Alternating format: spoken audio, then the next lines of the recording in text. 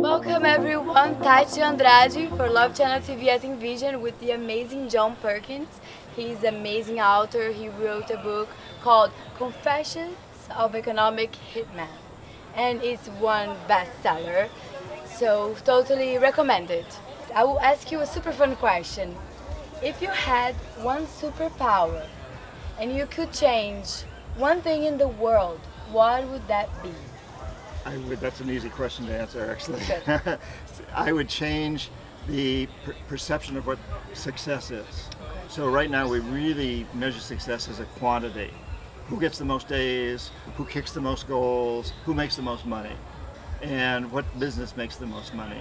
And it should be who does the most to serve the earth. So we change that one thing, that the new definition of success is the person or the business or whatever that does the most to make life better on the earth for all species, not just human beings, but for all species. Not quantity, but quality of our relationship to the earth. So that's what success means to you. That's what I would like to see success be defined as for everybody, you know, and I don't think that's unrealistic. In essence, indigenous cultures that I spend a lot of time with, that's pretty much how they say it.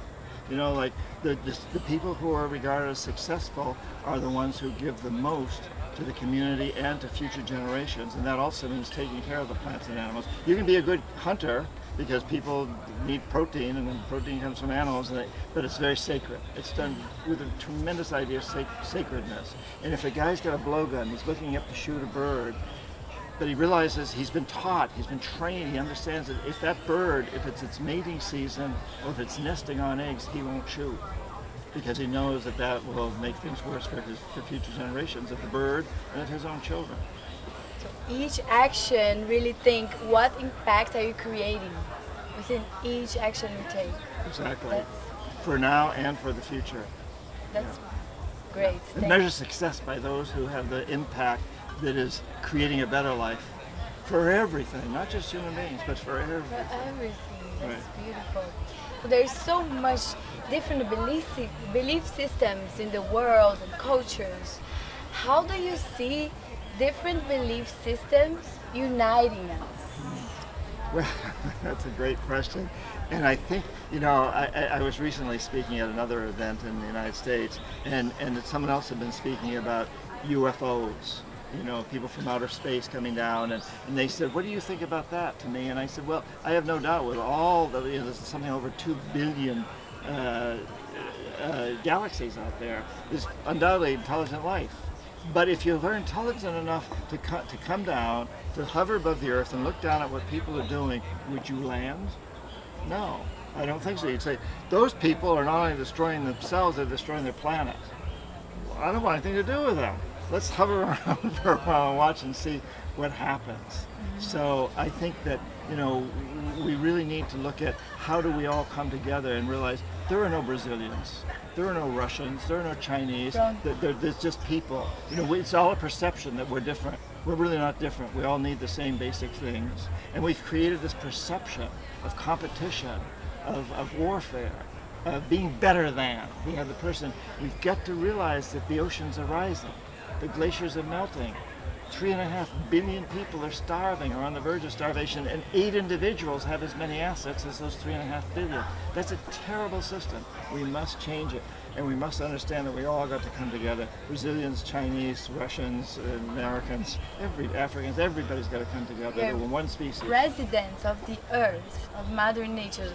So this separation is completely an illusion. Exactly. And it's an awakening now. I think we are seeing with all these wars more and more in social media and all these negative news, because Love Channel TV, for example, I focus on the positive aspects because there's so many beautiful things happening as well, but the media is choosing to, you know, show up with fear, to bring fear. So we, you know, it's energy, so we are afraid. So this is the intent of Love Channel TV as well, to show this love, to show people like you, like me, like everyone here, vibrating this love frequency.